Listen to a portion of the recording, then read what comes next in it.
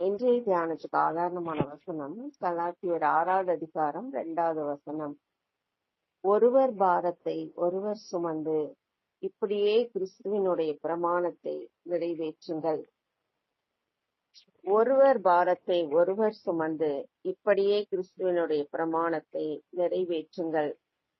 ஆண்டவருடைய வார்த்தை தெளிவாக சொல்லுகிறது, ஒருவருடைய பாரத்தை ஒருவர் ஏற்றுக்கொள்வதுதான் கிறிஸ்துவனுடைய பிரமாணமாய் இருக்கிறது. மற்றவரின் பாரத்தை ஏற்றுக்கொள்வதே கிறிஸ்துவின் பிரமாணமாய் இருக்கிறது. அதைத்தான் கிறிஸ்துவும் நமக்கு செய்து காண்பித்தார். அவர் எப்பொழுதுமே பிறருக்காகவே அவர் அலைந்து திரிந்ததையும் பிறருடைய பாரங்களையே அவர் சுமந்து திரிந்ததையும் நம்ம ஆண்டவருடைய வாழ்க்கையை பார்க்கும்போது நம்ம அறிந்து கொள்கிறோம். பிறருக்காகவே ஓடிக்கொண்டிருந்தார். தனக்காக வாழாமல் பிறருக்காகவே வாழ்ந்து கொண்டிருந்த தகப்பனாக இயேசு கிறிஸ்து இருக்கிறார். அவர் பாருங்க, எங்கு போகும்போதும் அவங்க மற்றவர் நலன் கருதியே காரியங்களை செய்ததையெல்லாம் நம்ம பார்க்க முடிகிறது. பிறருக்காகவே தன்னுடைய ஜீவனை கொடுத்தவரும் அவரே.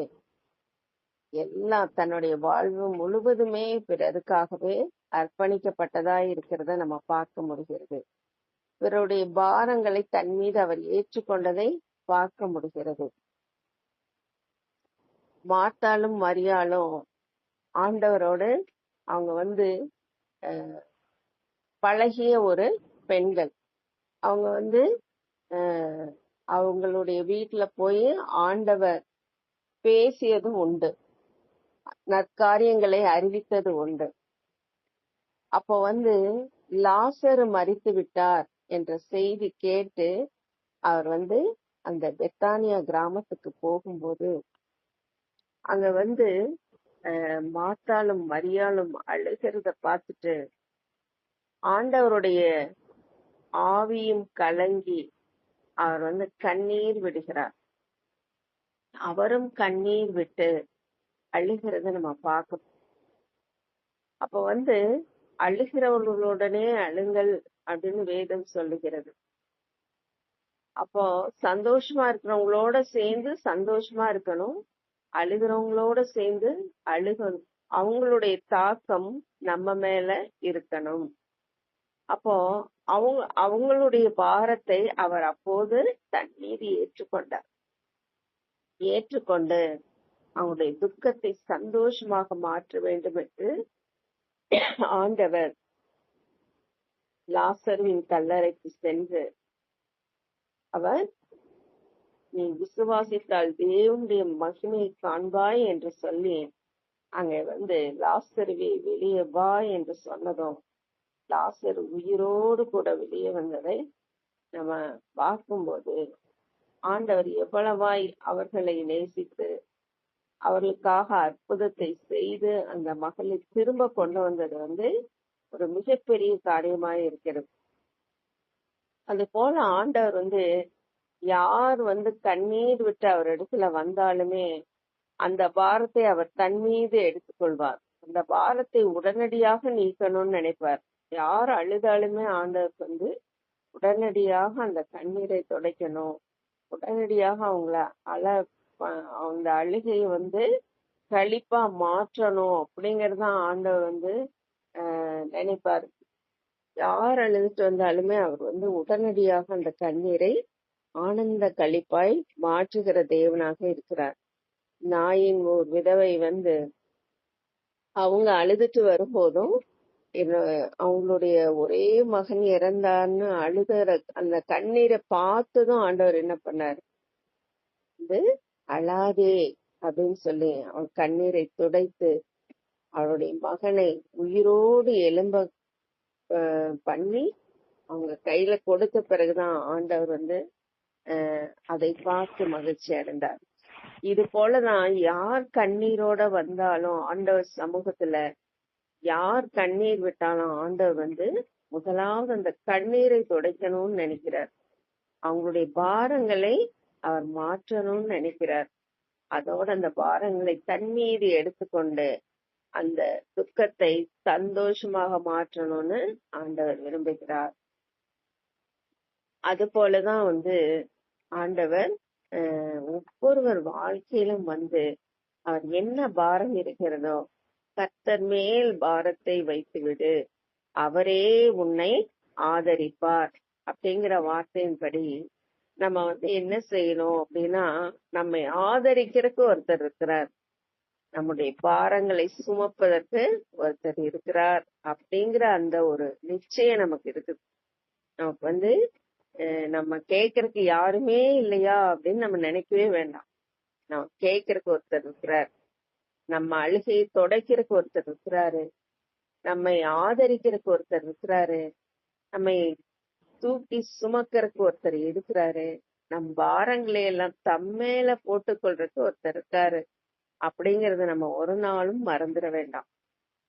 நம் பாரங்களை எல்லாம் அவர் மேல வச்சிடணும், அவர் பார்த்துக்குவார்.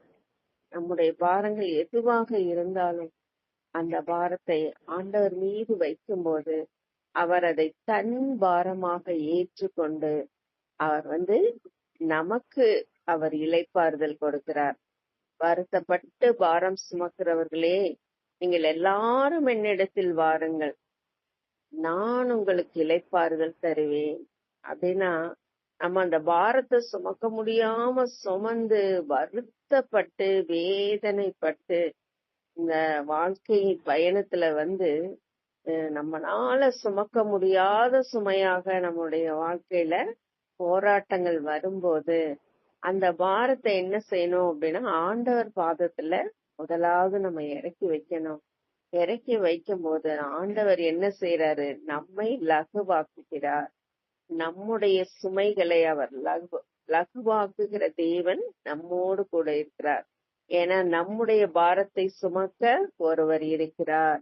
ஆண்டவர் அந்த மாதிரி நமக்கு அவர் செய்யறதுனாலதான் அவர் கற்றுக் கொடுத்த அந்த பிரமாணத்தை நம்ம நிறைவேற்றணும் அப்படின்னு ஆண்டவர் எதிர்பார்க்கிறார். அவனவன் பாரத்தை அவனவன் சுமக்கிறதுனால அவனுக்கு என்ன லாபம்? அதனால நீங்க ஒருவர் பாரத்தை ஒருவர் சுமந்து அவருடைய பிரமாணத்தை நிறைவேற்றுங்கள் அப்படின்னு ஆண்டவருடைய வார்த்தை சொல்லுகிறது. அப்போ ஒருத்தர் நம்ம கிட்ட ஏதாவது பாரத்தை நம்மளுக்குல இவங்க ஜெபிப்பாங்க அப்படிங்கறதுனால ஒரு சில காரியங்களை சொல்லுவாங்க. ஏன்னா அவங்க அப்படி சொல்லும் போது ஆண்டவர் தரும் நல்ல வார்த்தைகளை நம்ம திருப்பி பேச அறிந்திருக்கணும், கிருபை பொருந்திய வார்த்தைகளை. ஏன்னா அவங்க பாரத்தோட வந்திருக்கிறாங்க. அந்த பாரத்தை லகுவாக்குறது அப்படின்னா அது மனுஷனுடைய வார்த்தைகளினாலே செய்ய முடியாது. தேவனுடைய வார்த்தை, கிருபை பொருந்திய வார்த்தை, அன்பு நிறைந்த வார்த்தை, பிறரை காயப்படுத்தாத நல்ல வார்த்தைகளை நம்ம அவர்களுக்கு பதிலாக சொல்லி அவர் இதய காயங்களை ஆற பண்ணி அவருடைய பாரங்களை நம்ம லகுவாக்கி கொடுத்து விசுவாசத்தை அவர்களுக்கு கொடுத்து தேவன் நிச்சயமா செய்வாரு, நிச்சயமா அந்த பிரச்சனையை மாத்திடுவாரு. நம்ம முதல்ல விசுவாசிச்சு அதை சொல்லும் போதுதான் அந்த விசுவாசத்தை அவங்க ஏற்றுக்கொள்ள முடியும். அப்படி ஏற்றுக்கொண்டாங்கன்னா அந்த விசுவாசம் மட்டும் அவங்களுக்குள்ள வந்துருச்சுன்னா அந்த பாரம் அவங்கள விட்டு நீங்கி போயிடும். அப்படிப்பட்ட வார்த்தைகளை நம்ம சொல்லி காயப்பட்டு வந்திருக்கும் ஜனங்களை, பாரத்தோடு வந்திருக்கும் ஜனங்களை ஆற்றி தேற்றி மீண்டுமாக தேவன் அவர்கள் வாழ்க்கையில நிச்சயமா இடைப்பட முடியும், நிச்சயமா அவங்க வாழ்க்கையை கட்ட முடியும், மீண்டுமாக நிலை நிற்க முடியும், பிரச்சனையிலிருந்து வெளிவர முடியும் என்கிற அந்த விசுவாசத்தை ஊற்றணும். நிறைய பேர் என்ன செய்யறாங்க அப்படின்னு பாத்தீங்கன்னா, விசுவாச வார்த்தைகளை கூறாம நீங்க இப்படி பண்ணதுனாலதான் உங்களுக்கு இந்த மாதிரி எல்லாம் நடந்துச்சுன்னு சொல்லி குத்தி பேசி காயப்படுத்தி மீண்டும் இன்னும் கொஞ்சம் பாரத்தை ஏற்றி அனுப்பிடுவாங்க. அப்ப அந்த மாதிரி ஒரு சிலர் பின்வாங்கி போனதை கூட நான் பார்த்திருக்கிறேன். ஒரு சிலருடைய தவறான வழிகாட்டுதலினாலே அறியாமையில் அவர்கள் அப்படி செய்வதனாலே ஒரு சில ஜனங்கள் பின்வாங்கி போறாங்க. கர்த்தரை விட்டு பின்வாங்கி போனவர்களும் இருக்கிறாங்க. ஆனா இது தேவனுடைய பிள்ளைகள் அப்படின்னு சொல்லி யார் ஒருவர் நம்பி நம்ம கிட்ட வந்து கேட்கிறாங்களோ அவங்கள சரியான பாதையில நடத்தி ஆண்டவரோடு இணைக்க வேண்டியது நம்முடைய பொறுப்பா இருக்கிறது. அதனாலதான் ஒருவர் பாரத்தை ஒருவர் ஏற்றுக்கொள்ளணும்.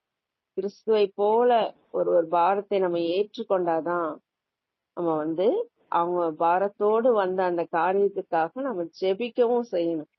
அவங்களுக்கு வந்து நம்ம ஒரு பக்கம் விசுவாச வார்த்தைகளை சொல்லணும், இன்னொரு பக்கம் நம்ம வந்து அவங்களுக்காக ஜெபிக்கணும், பாரம் எடுத்து ஜெபிக்கணும்.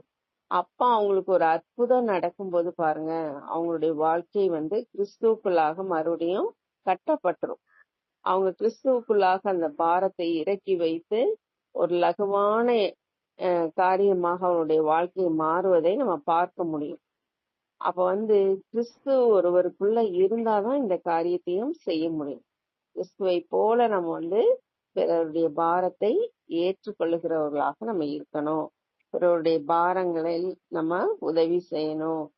அது போல வந்து நம்ம வந்து என்னென்ன பாரங்கள் நமக்கு இருக்கிறதோ அந்த பாரங்களை வந்து நம்ம லகுவாக்கி கொள்ள ஆண்டவரை பற்றி கொள்ளணும். ஆண்டவரை பற்றி கொள்ளணும். இப்ப வந்து பாத்தீங்கன்னா இது வந்து மோசே வந்து இஸ்ரவேலர்களை எல்லாம் ஒரு நடத்தி போகணும்னா நம்ம ஒரு ஒரு ஃபேமிலி கூட்டிட்டு எங்கேயாவது போகணும் அப்படின்னா கூட நம்ம வந்து எத்தனையோ பாரங்களை வந்து நமக்கு இருக்கும். அவங்கள சரியான பாதையில கூட்டிட்டு போகணும், சரியா கூட்டிட்டு போகணும், சரியா திருப்பி கூட்டிட்டு வரணும், அதுக்கு தேவையானது எல்லாம் நம்ம செய்யணும். இந்த காரியங்கள் எல்லாமே வந்து ஒரு ஃபேமிலியை நடத்துறவங்களுக்கே இருக்கும். அப்ப வந்து மோசே வந்து எத்தனை லட்ச ஜனங்களை வந்து அவர் நடத்திட்டு போறாரு. அவங்களுக்கு பசிக்கும் போது ஆகாரம் கொடுக்கணும், தாகம் எடுக்கும்போது தண்ணீர் கொடுக்கணும், அவங்கள சரியான பாதையில நடத்திட்டு போகணும். அவர் வந்து சரியான நேரத்துல அந்த எதிரிகிட்ட இருந்து காப்பாத்தணும். இது எல்லாமே மோசேக்கு வந்து பாரம். பிறரை குறித்ததான ஒரு பாரம் வந்து மோசேக்கு இருக்கு. அப்போ அத்தனை பேரையும் நடத்துகிற ஒரு பாரம் மோசேயின் மீது வைக்கப்பட்டது. அதை அவர் சரியா நிறைவேற்றினாரா அப்படின்னா அவர் கர்த்தரை பிடித்து கொண்டதுனால அவர் அதை சரியாக நிறைவேற்றினார். அத்தனை பேரையும் வந்து அவர் வந்து கர்த்தர் கரம் பிடித்து கொண்டு அவர் நடத்திட்டே போனார். கர்த்தர் வழி காமிச்சிட்டே போனாரு, அங்கங்க பாதை திறந்து கொடுத்துட்டே போனாரு, அற்புதங்களை செஞ்சுட்டே வந்தாரு.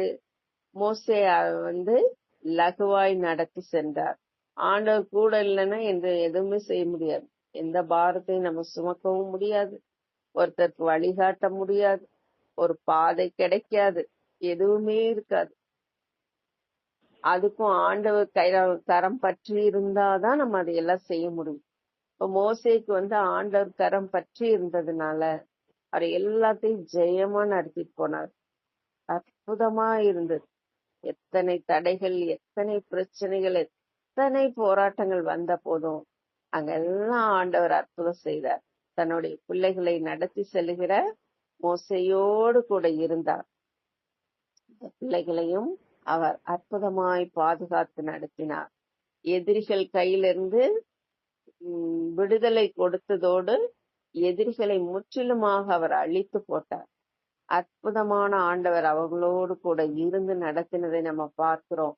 அது ஒவ்வொன்றும் நம்ம பார்க்கும்போது நமக்கு எவ்வளவு ஆச்சரியமா இருக்கு ஆண்டவர் நடத்தின விதம். அப்ப வந்து ஒரு கட்டம் வரும்போது அந்த ஜனங்கள் ஆண்டவருக்கு எதிராக பாவம் செய்யும் போதுதான் ஆண்டவர் வந்து கோபப்படுறாரு. இந்த இடத்திலேயே நான் இவர்களை அழித்து போடட்டும் என்ற ஒரு எண்ணம் அவருக்குள்ள வரும்போதுதான் மோசே அந்த ஜனங்களுக்காக பரிந்து பேசுறதையும் நம்ம பார்க்கணும். பாருங்க, ஆண்டவர் வந்து அந்த ஜனங்களை நடத்த சொல்றாரு, மோசே நடத்திட்டு போனாரு.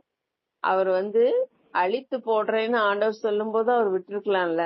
ஆமா, அந்த ஜனங்க உமக்கு விரோதமா தான் பாவம் செய்யறாங்க, உமது விருப்பத்தின்படி நீ செய்யும் நான் மோசே சொல்லிருக்கலாம்ல. ஆனா வந்து மோசே அப்படி சொல்லல. அந்த பாரத்தை தன் பாரமாக அவர் எடுத்துக்கொண்டார். வந்து நான் செத்தாலும் பரவாயில்ல, என் பிள்ளைங்க சாகக்கூடாது அப்படின்னு யார் சொல்லுவாங்க? பேரண்ட்ஸ் சொல்லுவாங்க. நான் வேணா என் உயிர் வேணா எடுத்துக்கங்க, என் பிள்ளைகளுக்கு ஜீவனை கொடுங்க அப்படின்னு தான் ஒரு பேரண்ட்ஸ் வேண்டுவாங்க. ஆனா அது போல பாருங்க மோசே இங்க செய்யறார்.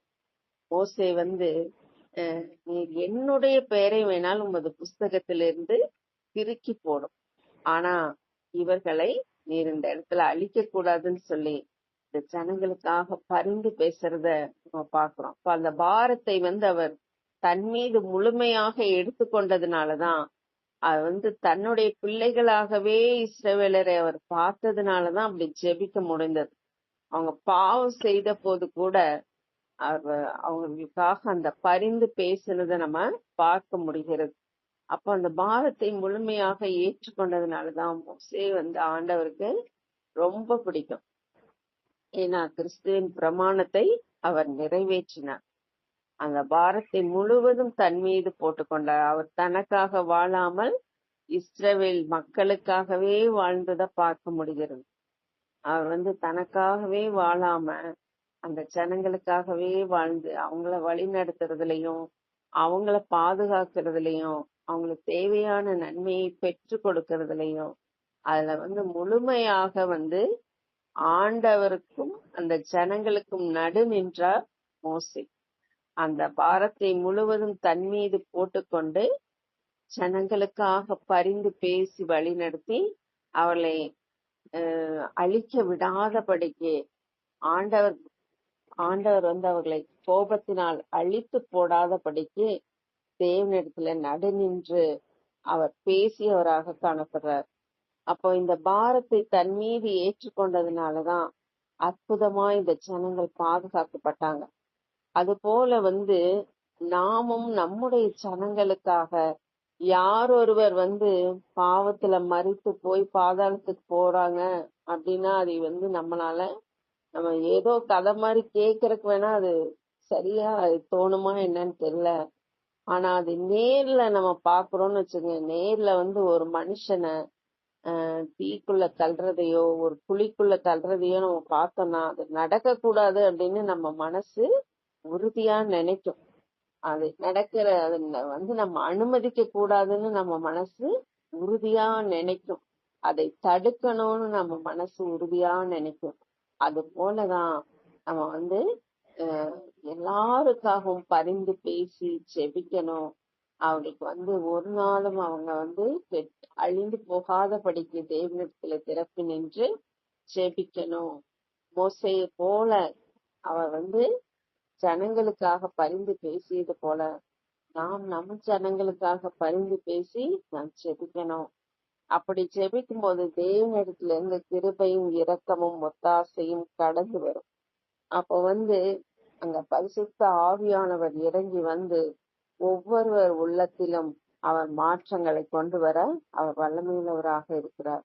நம்ம நம்மால செய்ய முடியறத நம்ம செஞ்சோம்னா ஆண்டவர் செய்கிற காரியத்தை அவர் மிகப்பெரிய காரியத்தை செய்ய அவர் வல்லமையுள்ளவராக இருக்கிறாருங்கிறத நம்ம மறந்துடக்கூடாது. அவர் நம்மிடத்துல எதிர்பார்க்கறதெல்லாம் நம்ம ஒருவர் பாரத்தை ஒருவர் ஏற்றுக்கொண்டு அவருடைய பிரமாணத்தை நிறைவேற்றணும். அவருடைய பிரமாணம் இதுதான். நம்ம நமக்காக வாழாமல் நம் பிறருக்காக காரியங்களை எடுத்துக்கொள்வதுதான் அந்த பிரமாணமாய் இருக்கிறது. ஒருவர் சொல்லும் போது அந்த வேதனை தன்னுடைய துக்கமாக எடுத்துக்கொண்டு அவர்களுக்காக ஜெபிப்பது. அப்போ இது மாதிரி நம்ம நம்மால் முடிந்ததை நாம் செய்யும் போது தேவன் அங்க அற்புதம் செய்து அதிசயமான காரியங்களை நமக்கு காண்பிப்பார். நம்ம அவருடைய பிரமாணத்தை நிறைவேற்றிட்டோம்னா அதை விட மேலான வாழ்க்கை நமக்கு வேற எதுவும் கிடையாது. ஆண்டவருடைய பிரமாணத்தை நிறைவேற்றி அவருடைய பார்வைக்கு நம்ம பிரியமானவர்களாக நம்ம இருப்போமானா அதை விட மேலானது வேறு எதுவும் கிடையாது. அதுதான் இந்த உலகத்துல நமக்காக கொடுக்கப்பட்டிருக்கிறது. ஒருவன் என்னை பின்பற்றி வர விரும்பினால் அவன் தன்னைத்தான் வெறுத்து தன்னுடைய சிலுவை எடுத்துக்கொண்டு அனுதினமும் என்னை பின்பற்ற கடவன் என்று ஆண்டவர் சொன்ன வார்த்தையும் அதுவே. அதனால அவர் சொன்ன அந்த வார்த்தையின்படி நம்ம பிறருடைய பாரத்தை நாம் ஏற்றுக்கொண்டு நம்ம நம்முடைய பாரமாக அதை சுமந்து திரியும் போது தேவன் அதிலே மகிமைப்படுகிறார். கர்த்தர் தாமே இந்த வார்த்தைகளை ஆசீர்வதிப்பாராக. ஜெபம் செய்வோம். அன்பின் தகப்பன்